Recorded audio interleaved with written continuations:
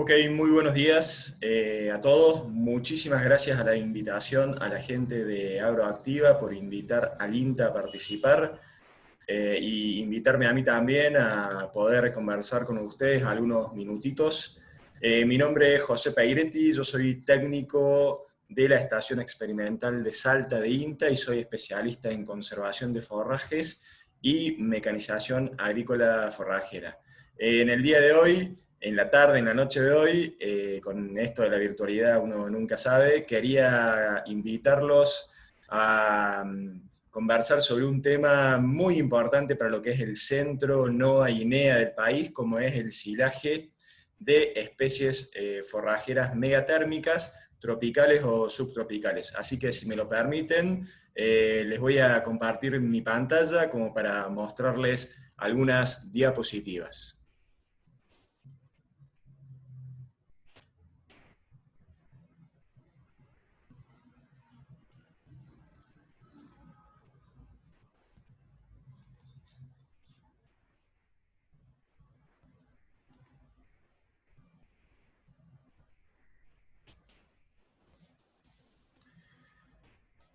Bueno, espero que se vea bien. En este formato no tengo nadie que me conteste, así que bueno, espero que se pueda ver bien. Entonces, como les decía, silaje de pasturas megatérmicas. Ahí abajo tienen justamente mi dirección de correo electrónico, por aquí por donde está el puntero, así que ahí lo tienen a disposición. También tienen mi usuario de Twitter. Por correo electrónico o por Twitter, yo estoy a disposición de ustedes para recibir cualquier duda, comentario, consejo. Siempre es bienvenido y es parte de nuestro trabajo como técnicos de INTA, así que siéntanse libres de comunicarse conmigo y con todos nosotros a través de ese medio. Entonces, como les decía, silaje de pasturas megatérmicas, y para hablarles un poquito sobre ese tema, yo quería empezar mostrándoles esta fotografía del año 2014. Eso es el Valle del Lerma, en la provincia de Salta. Yo no soy salteño, soy cordobés, pero trabajo justamente desde el año 2014 en la experimental de esta provincia, del noroeste argentino. Es la primera salida que hice como técnico de la Estación Experimental de Salta, justamente a visitar un tambo de la zona del Valle del Lerma, un valle templado. Por supuesto, mucha presencia de silaje planta entera de maíz en esa región como componente principal de la ración balanceada que alimenta a los rodeos lecheros de esa zona, de esta provincia. Después, por el desarrollo de mis actividades y por solicitud de los gestores técnicos de la Experimental de Salta, yo viré mi zona de trabajo hacia lo que sería la zona semiárida de la provincia, hacia el este, hacia la mitad este de la provincia, y ahí la situación que yo observé fue totalmente distinta. Fíjense, ahí a lo largo de los primeros 2 años de trabajo realizamos un relevamiento con el ingeniero agrónomo Jorge Navarro. Estuvimos trabajando en aproximadamente unos 24 o 25 establecimientos ganaderos de engorde, de cría y de engorde, relevando la calidad física y la calidad nutricional del silo de planta entera que detectamos en esos establecimientos. Fue un trabajo de vuelta de 2 años. A los establecimientos los visitamos por lo menos 3 veces y fuimos muestreando y relevando cada uno de los silos, tanto en silos en estructura aérea como silos bolsa, que se producían, se almacenaban y se consumían en esos establecimientos. Y a mí lo primero que me llamó poderosamente la atención, perdón, ahí vamos a ver si volvemos. Lo primero que me llamó poderosamente la atención, este es el listado de establecimientos que visitamos a lo largo de ese trabajo, fue lo siguiente. Este es un resultado extraído del informe que publicamos de esa actividad, y fíjense este pequeño gráfico de torta que hay por aquí. Del total, un 24,69 por ciento fíjense, perdón, el 69% del total era silaje de maíz, por supuesto, y más o menos un 30-31% era silaje confeccionado a partir de sorgo. Pero lo que les decía, cuando nosotros visitábamos cada uno de estos establecimientos que están acá, de estos 35 establecimientos que están acá, si uno un poco salía del potrero donde estaban los silos y recorría un poco cada uno de los establecimientos con la camioneta o pegados al potrero donde estaban los silajes, el paisaje que observaba era similar a este. Fíjense en esa fotografía donde está el técnico ahí parado con esas estacas en la mano. El técnico, justamente Alejandro, debe medir más o menos 1,75 m, 1,80 m. Fíjense, eso es un lote de Gatton, y fíjense el desarrollo vegetativo de esa pastura. Por supuesto, esta foto es del verano, o sea que la pastura está en pleno crecimiento, y si nos remitimos a la bibliografía, nos vamos a encontrar con una tasa de crecimiento de entre 150 y 250 kilos de materia seca por hectárea y por día. Entonces la pregunta que me surgía a mí como investigador en la temática de conservación de forrajes es: ¿por qué todo silaje de maíz y silaje de sorgo, y no detectaba en los establecimientos de esa parte de Salta ningún silaje confeccionado a partir de Gatton o de alguna otra especie subtropical o tropical? Entonces, a partir de ahí, me parece interesante que nos hagamos algunas preguntas. ¿Por qué tan poco silaje confeccionado de una pastura megatérmica? Bueno, lo primero es obvio, no es un silaje de maíz, ni es un silaje de sorgo. Nutricionalmente nunca va a ser se va a poder comparar a un buen silaje de maíz, sobre todo porque estos dos cultivos, el maíz y el sorgo, nutricionalmente aportan mucho a través del almidón que aportan sus granos. Por supuesto, ahí hay otra discusión, que es: para que el silaje de maíz y el silaje de sorgo sea de buena calidad, como corresponde, tenemos que lograr un muy buen maíz, un muy buen sorgo, con muy buen rendimiento en grano, y a su vez, después tenemos que poner mediante el manejo, y ahí entra en juego las cuestiones de la maquinaria, la configuración de los quebradores de grano, cómo utilizamos esos quebradores de grano, para que el almidón dentro de cada uno de esos granos esté disponible para las bacterias ruminales de los animales una vez que consumen ese silaje. Después, una cuestión muy importante que tiene que ver con la domesticación de la pradera. El problema que tenemos en las praderas con pasturas tropicales o subtropicales, sobre todo en lo que es el noroeste de nuestro país, es que muchos de estos lotes, muchas de estas praderas, presentan o vienen del desmonte y presentan un alto porcentaje de renovable en su superficie. La secuencia lógica para lo que es el noroeste del país es el monte natural, un desmonte selectivo, un manejo silvopastoril, la implantación de una pastura tropical o subtropical megatérmica, luego de algunas campañas un desmonte total, y apuntar hacia un manejo agrícola completo. En general, la pastura subtropical o tropical, la pastura megatérmica, se ubica en esta parte del ciclo, donde de vuelta tenemos presencia de troncos, piedras, renoval leñoso, algunos tocones que han quedado en superficie, como vimos en la fotografía anterior donde estaba el técnico parado con las dos estacas, alto volumen vegetativo en la etapa de crecimiento, alto desarrollo vegetativo en la etapa de crecimiento. Entonces, obviamente, si yo soy contratista de picado,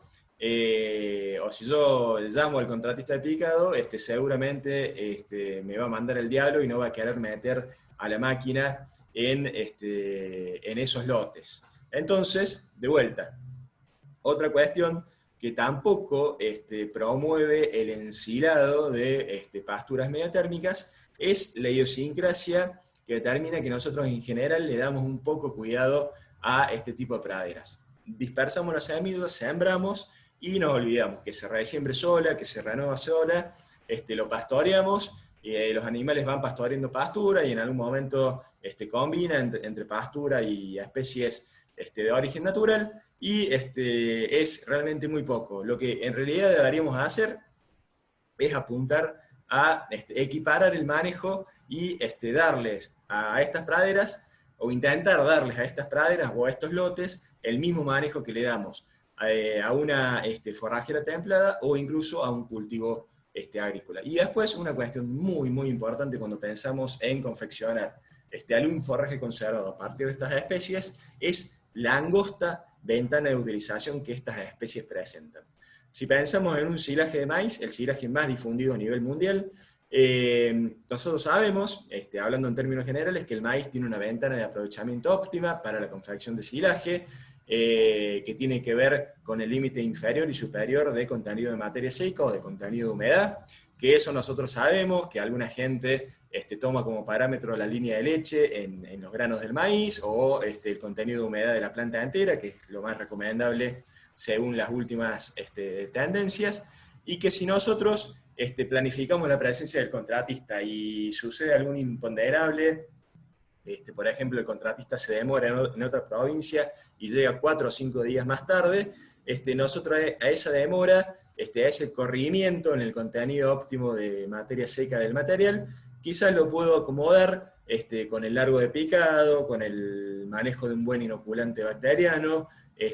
con una buena compactación, realizando un buen silo bolsa y no un silo aéreo, etcétera, etcétera, etcétera. Pero en el caso de una especie megatérmica, de una forrajera tropical o subtropical, esa ventana de utilización es muy, muy corta, y en la época de crecimiento, en las zonas donde la pastura se siente cómoda, como puede ser el NOA o el NEA,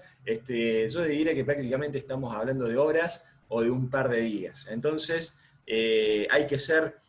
estas pasturas nos exigen que seamos muy, muy finitos con el manejo y sobre todo con la planificación de las tareas, si lo que queremos es lograr un silo en forma eficiente y con alta calidad nutricional. ¿Por qué sí? Ahora hagamos la pregunta inversa. ¿Por qué sí le recomendamos desde el INTA, los asesores del INTA, pensar en ensilar a este tipo de especies en las zonas productivas del NOA o del NEA? Por su dinámica de crecimiento, tienen una altísima tasa de crecimiento en la época primavera-estival, y por mejor manejado que sea el pastoreo natural, va a ser muy difícil que la boca de los animales alcancen a consumir ese alto crecimiento vegetativo que tienen en la época de crecimiento. Y aquí es cuando iniciamos lo que yo llamo la bola de nieve, que va a ir creciendo, se van a ir sumando unas con otras, se van a ir promoviendo unas con otras, las ineficiencias que en definitiva van mermando el aprovechamiento que nosotros hacemos de un lote implantado con una pastura subtropical o tropical. Segundo, la época de crecimiento. Estas pasturas, alta tasa de crecimiento en primavera-verano, en las zonas de crecimiento, mayor temperatura promedio que en, por ejemplo, zonas templadas, como puede ser la Pampa Húmeda, la provincia de Córdoba o Santa Fe. Acá, en las zonas de crecimiento de estas pasturas, tenemos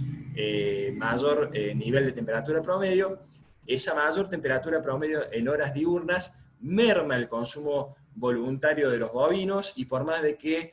los veamos pastorear un poco cuando el sol baja, cuando baja la temperatura, a la tarde-noche, los bovinos, hay que saber, son animales con hábitos de consumo diurno. Entonces esa disminución en la tasa de consumo de los animales por las altas temperaturas también va a mermar el consumo que hacen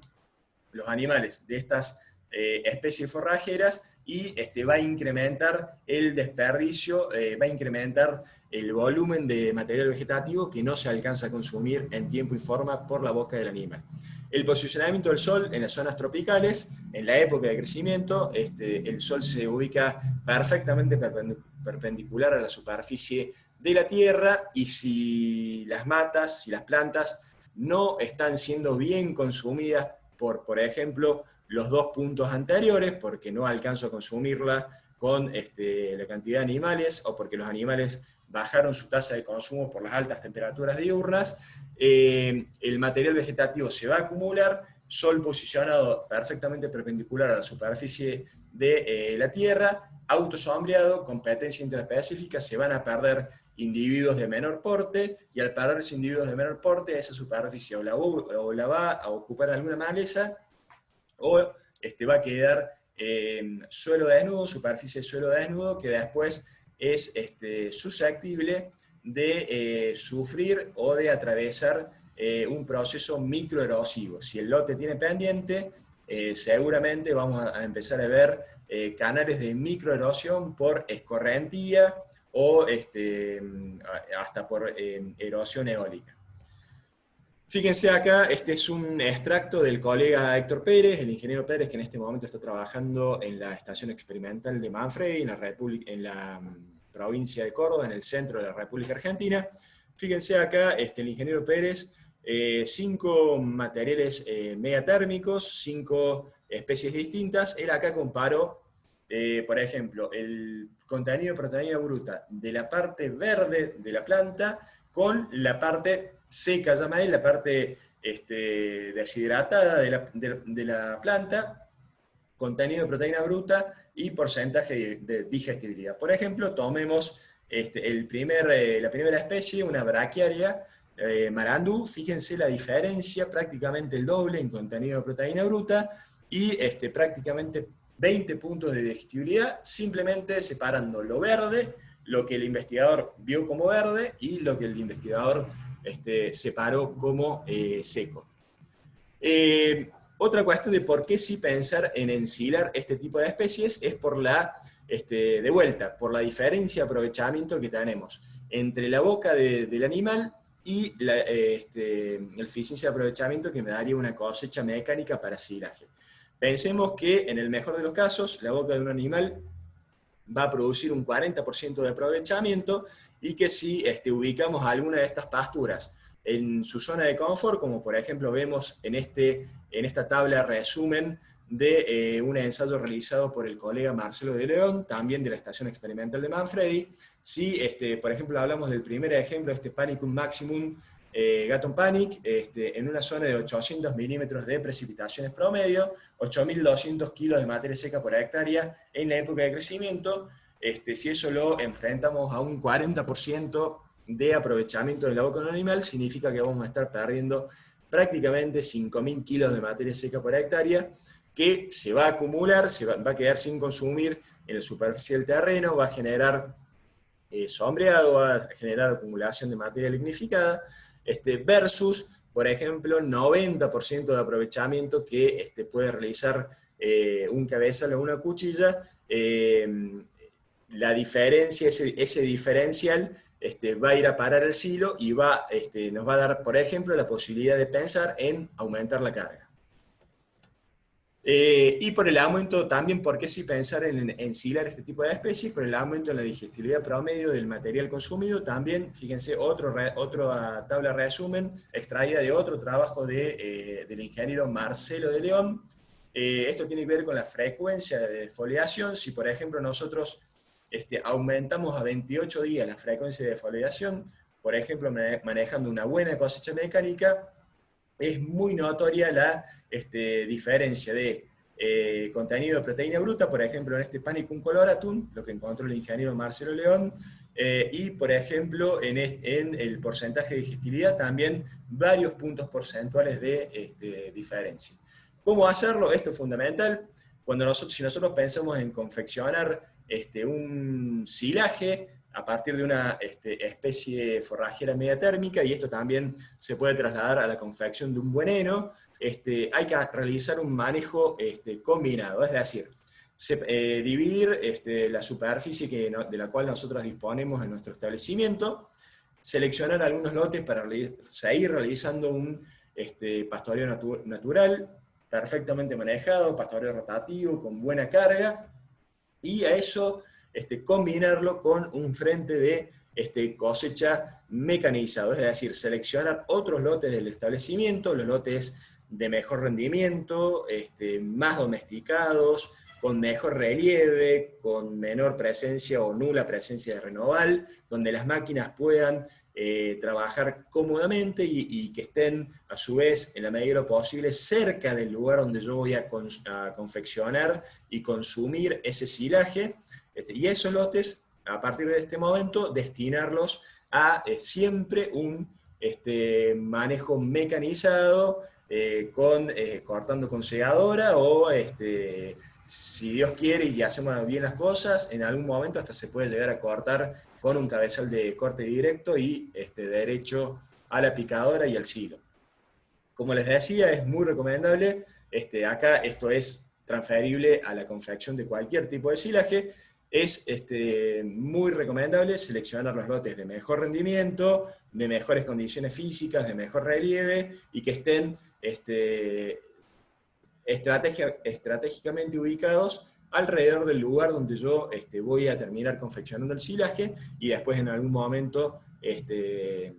consumirlos. Lo mejor, si se va a pensar, si se está planificando empezar a utilizar silaje de una pastura media térmica en la confección de mi ración balanceada, lo mejor es utilizar lotes que vengan de la agricultura. Fíjense, por ejemplo, este lote de la finca Liac, en la provincia de Salta, un lote con muchos años de agricultura, que en algún momento presentó problemas de salinidad en superficie, entonces ellos decidieron dejarlos descansar algunas campañas, los implantaron con grama y fíjense el rendimiento de esta grama, el volumen que presenta esta grama, qué buen silaje que se podría confeccionar a partir de la misma. ¿Cómo domesticar el lote y para qué hacerlo? Bueno, justamente para bajar el porte de las gramas, para que las máquinas puedan trabajar cómodamente y que no se dañen y que eso no aumente los costos del silo por tener que pagar las reparaciones. La domesticación del lote también va a mejorar la penetración de agua de lluvia en el perfil, el agua va a infiltrar mejor, va a bajar la escorrentía porque no va a haber microerosión y también va a reactivar la germinación del banco de semillas que pudiera haber en los primeros perfiles de mi suelo. Esta es una fotografía compartida por el ingeniero Pablo Catani, referente en conservación de forraje, por supuesto, ex INTA y ahora asesor privado. Este Rolofaca él lo recomienda como una herramienta como para ir domesticando los lotes de pasturas megatérmicas, pensando en clausurarlos para una cosecha mecanizada definitiva. Fíjense en este ejemplo cómo cambia la fisonomía de un lote manejado con pastoreo a un lote manejado mecánicamente y con este tipo de herramientas de renovación. Esta máquina, una desmalezadora tipo hélice, cuando nosotros hablamos de, por ejemplo, silaje de alfalfa, siempre la vilipendiamos, es una máquina que está totalmente prohibida, pero acá me voy a hacer cargo yo de lo que estoy por decir. Si pensamos en ir domesticando un potrero con alguna pastura tropical o subtropical, como podría ser un gato, un buffel, en las primeras campañas de domesticación podríamos pensar, quizás yo le dé la derecha a la utilización de esta máquina como para ir domesticando ese lote, como para ir bajando el volumen de esas matas, y después ya poder pasar cuando el lote esté con esta fisonomía. Fíjense, esta es una fotografía de un establecimiento ubicado en la zona de Metán, también en la provincia de Salta, cuando logramos uniformizar el tamaño de las matas, de tener el renoval, que sepamos que las máquinas van a poder trabajar adecuadamente, ya pensar en pasar a los sistemas de corte recomendados, más eficientes, como el sistema de corte a discos, o incluso, fíjense, esta foto también es de la zona de Metán en la provincia de Salta, un cabezal de corte directo, acá trabajando en este lote de braquiaria. A eso es lo que deberíamos apuntar. Y por último, simplemente a modo de recordatorio, cuando uno piensa en ensilar una pastura tropical o subtropical, hay los factores determinantes del éxito en el resto de los silajes, también se aplican al silaje de este tipo de especies. Hay que prestar mucha atención al tamaño de picado, si la máquina me da la posibilidad que sea lo más uniforme posible. Las fases del proceso de silaje El silaje tiene 5 fases. Hay que prestar mucha atención a la primera, que es la fase que todavía se realiza en presencia de oxígeno, tiene que ser lo más corta posible. Y hay que prestar mucha atención a la última fase, que es justamente la fase de extracción y suministro, que en promedio es la fase que más pérdidas de materia seca genera. La compactación, mucha compactación, ninguna compactación es poca, tanto en una estructura aérea como dentro de un silo bolsa. Si vamos a confeccionar un silo aéreo, es muy importante poder invertir en el tapado de ese silaje con una manta plástica bien realizada, con una barrera plástica al oxígeno, si se quiere invertir un poco más. Siempre van a ayudar a lograr un silaje de alto valor nutricional y con bajo nivel de pérdidas. Si vamos a utilizar un silo bolsa, controlar periódicamente el estado de la bolsa y, muy importante en este tipo de silajes, utilizar un buen inoculante bacteriano heterofermentativo.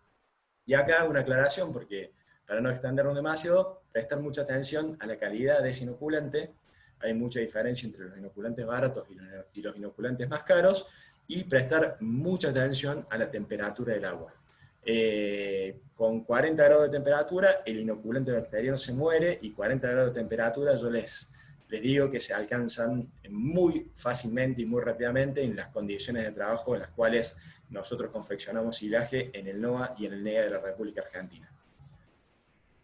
Por último, si quieren leer un poco más, les recomiendo que entren a la página de INTA, ahí tienen argentina.gov.ar/INTA, y se comuniquen con las bibliotecas del Instituto Nacional de Tecnología Agropecuaria. Ahí van a poder conseguir el Manual Técnico de Forrajes Conservados, edición 2018, con mucho más para leer sobre silaje de pasturas mediatérmicas y todas las otras técnicas de conservación de forrajes que se utilizan en la Argentina y en el mundo. De mi parte, muchísimas gracias, y ha sido un placer poder hablar con ustedes. Que disfruten esta agroactiva virtual, y nos estaremos encontrando en cualquier otro momento y en cualquier otra situación. Un saludo cordial a todos.